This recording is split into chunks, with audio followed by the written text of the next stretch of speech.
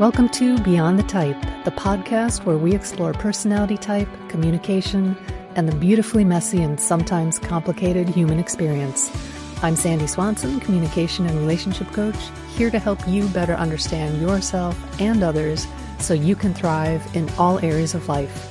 Let's get into it. Hey everyone, Sandy here. Let's talk a little bit about the Enneagram, shall we? So when it comes to the Enneagram, which is a personality typing system of nine types, it can be really hard to land on which Enneagram type you lead with, what energy you lead with. 30 years ago, I typed myself as an Enneagram 4. And a few years ago, I thought I led with 5. And now, type 9 is also in the mix. And types 4, 5, and 9, they have something in common. They are all in what's called the withdrawing stance. So, what are stances? Well, the Enneagram can be divided into many groups of 3. One grouping is called stance, and stance is how we move through the world to get what we want from others and from life. The center of intelligence of the Enneagram is how we take in the world. That's the filter through which we take in the world, which can be head, heart, or gut. And the stance is how we process what we take in. And in my coaching, I can usually tell where a client lands in terms of their stance or processing center, even if I don't know their exact Enneagram type or even their center of intelligence. And knowing this helps me shift my energy to match them in our sessions. And this can help you to match other people in your life, to match their energy, and can help with communications, relationships. It can help with a lot, just knowing how they move through the world, how they might process. Of course, we don't want to ever type others, but stance is something that can be pretty obvious. So what are the 3 stances? So the 3 stances are 1, the withdrawing stance. And these are people who move away from others to process what's going on. Then we have the dependent or the responsive stance. And these are the people who move toward others. And finally, we have the assertive or independent stance. And these people move against others or just independent of others. And let's dive a little deeper into the withdrawing stance first. Talk about all 3. Let's start with types 4, 5, and 9. So what's important to know about these types is that they are highly self-aware. So with them, you don't necessarily need to name what is wrong. They already know. And they tend to move away or withdraw from others or a situation to process what's going on. Sometimes they literally, physically move away. Sometimes they stay, but they get real quiet, or sometimes they might occupy themselves with numbing tasks. And each of these 3 types, 4, 5, and 9, they withdraw for different reasons. So type 4 moves away from what might be missing, and they withdraw into their feelings. And if you're a type 4, you understand what that means, what might be missing. Other types might not understand that, but people who lead with type 4 energy, they can see what's missing in a situation in their life, for better or for worse. Type 5s, they move away from feeling incompetent, and they withdraw into their minds, into thinking. It's very important for this type to be seen as not even smart, but just competent, like they know what they're doing. And then finally, type 9, they move away from conflict and they withdraw into their environment. So this is where the numbing comes in. Type 9s, they can really succumb to numbing tasks and activities instead of doing what needs to be done. And all of these types may find it challenging to take right action, to do the right thing, not numbing actions. But they find it challenging to take action, and they can really get lost in their inner worlds. And when they do take action, it's for different reasons. So type 4 will take action when it feels right. So they are in touch with their inner world of emotions, and they're very true to who they are authentically. Authenticity is super important to this type. So if it aligns with who they are authentically, they're going to move forward. Type 5, they will take action when they have enough information. So if they research enough, if they feel comfortable doing the thing, they're going to move forward. And this is a real challenge for me personally. I always think I'll just take one more course, I'll just read one more book, listen to one more podcast before taking meaningful or massive action. The struggle is real here, people. And finally, type 9, they'll take action to keep the peace. So people who lead with type 9, they can be conflict avoidant in an unhealthy state. They don't like conflict. They like harmony. They like peace. They think, okay, I won't ruffle any feathers if I do this, so it's okay to move forward. And the work for all three of these types is to move ahead regardless of how they feel, whether or not they have all the information, or whether or not they might ruffle some feathers along the way. So I'm curious if you know someone who leads with this energy. And if you do, the key is to be patient, to listen deeply to them, to refrain from interrupting their process, which may seem very slow depending on your stance and how you process. So not being heard or seen can cause these types to feel unseen and misunderstood, which will only lead to more withdrawal. So let's go to the responsive stance. So the responsive stance, they tend to wait for others to make the first move. So if you have two unhealthy people who process this way, if you have them in a room together, not a lot might get said. Not a lot might get done. They're always going to be waiting for the other person to make the first move. So they look to others for support. They look to others to take action first, and they will follow. They're great team players, and they can be great support.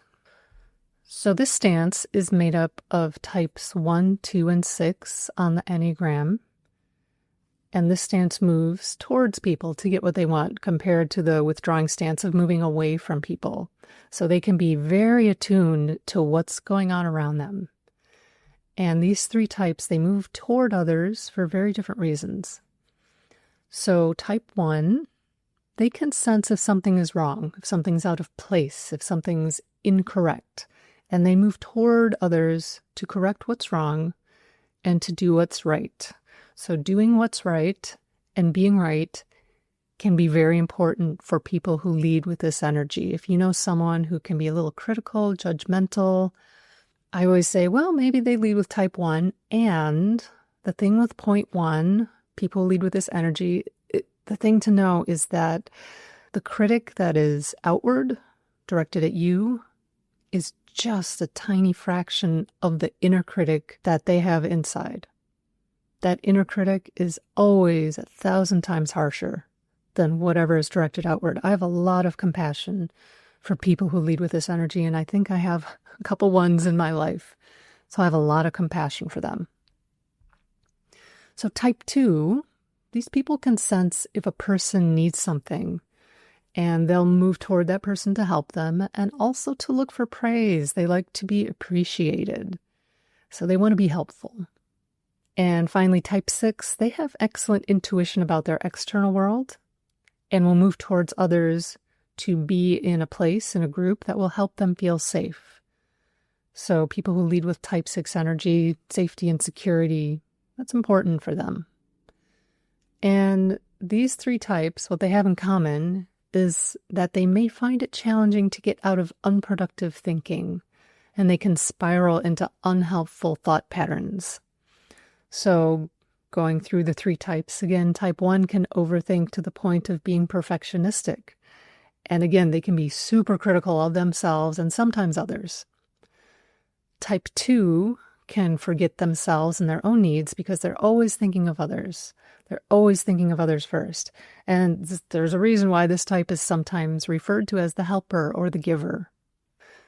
And finally, type 6. They tend to overthink worst-case scenarios and what could go wrong. And they are great problem solvers and troubleshooters. So someone who leads with this energy is good to have around. It's good to have on your team. Good to have when you're planning a vacation or planning something. They're going to think through all the possible scenarios, and you will be so prepared. It's pretty awesome. But they tend to overthink these things and get lost in that type of thinking, and they forget what is already going well. So one thing to know about people of this stance, how they process, is that they tend to be verbal processors. And that means that they think out loud. They will talk through everything. So if I have a client who talks a lot in a coaching session, 99% of the time, they lead with type 1, 2, or 6 energy. 99% of the time.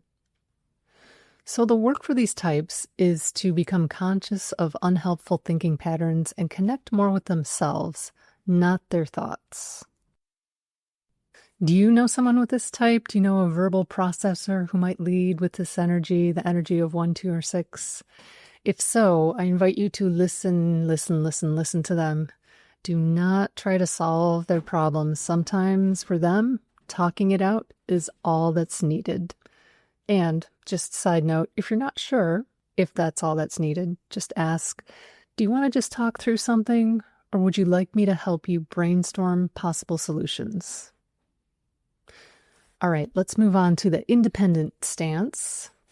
So people who lead with this energy, they tend to be natural leaders. They are people who are always getting things done. They might have lots of ideas. They're always moving forward. So this stance is made up of the remaining types, 3, 7, and 8. And it's called the independent stance because they will do whatever it takes to get what they want, regardless of what others want. They're just going to do their thing. And they do this by moving against others compared to the withdrawing stance, which moves away from people, or the dependent stance, which moves toward people. And this doesn't mean that the people of the independent stance are pushy or aggressive or nasty. It's not at all. They simply have a forward-moving energy. And when this energy is healthy, it can be so contagious. It can be invigorating, be inspiring to others. I love a healthy, assertive type. So these independent types, they move against others for 3 different reasons. Type 3, they move against whoever and whatever is getting in the way of their goals. So they are focused on goals, and they're also very focused on image and looking good. Type 7, these people move away from anything unhappy or negative so they can stay in a positive place. And this is part of the work for type 7, to be okay with the negative and challenging emotions and whatever's going on in their life. And finally, type 8. So they'll move against whatever is getting in their way of moving forward because they really value autonomy and control. And these types, while with the withdrawing types, they find it hard to move forward. The responsive types find it hard to get out of unhelpful thinking patterns. The independent types of 3, 7, and 8, they find it challenging to express their emotions or feel deeply, which can be frustrating to those around them. And it doesn't mean they don't feel deeply or they don't have emotions, but expressing them can be a challenge. So type 3, they can struggle to connect with their emotions and the emotions of others. Type 7 can fall into the habit of reframing negative situations, so they avoid those challenging emotions. Type 7s are the masters of the reframe. Everything's going to be positive. Everything's going to be a great, fun story, but they do tend to avoid the challenging emotions. It's very hard for them. And type 8, so they can bulldoze over others without considering their feelings, the other people's feelings, and they may find it themselves hard to be vulnerable. So slowing down and getting in touch with the heart and being okay with the full spectrum of emotions, that is the work for these independent assertive types. So if you know someone who leads with this energy, I invite you to invite them to slow down. This can be really helpful. Inviting being the key word. We don't ever want to insist or push. So maybe you ask, hey, what are your thoughts on taking a beat before we do XYZ? This can be really helpful. Once you create this space, there is room to share emotions, feelings on both sides, which is what that independent person may not even be consciously aware of. A lot of this is unconscious, so we need to have a lot of compassion for all types for this reason. So if you are looking to learn your type, I do offer Enneagram typing interviews. You can learn more about that on my website, swansoncoaching.com/typing interview, one word, typing interview. And the typing interview is a 60, 75-minute interview session where I will ask you a whole bunch of questions you've probably never been asked before. And even this finding your type is part of the work of the Enneagram. And at the end of the session, I don't tell you your type because we never type other people, but I will offer 1 or 2 or 3 types that I think you can explore further, and I'll send you some resources so you can do that. And if you want to continue working with me after that, we can talk about that too. But it all starts with learning your type, so I invite you to check that out. I'll put that link in the show notes as well. And that's it for now. I'm curious what your thoughts are on the processing centers, on the stance, if you recognize yourself, if you recognize others in your life, either at home or at work, and if you're going to make any changes knowing this information. All right, that's it for now. Stay curious, my friend. See you soon.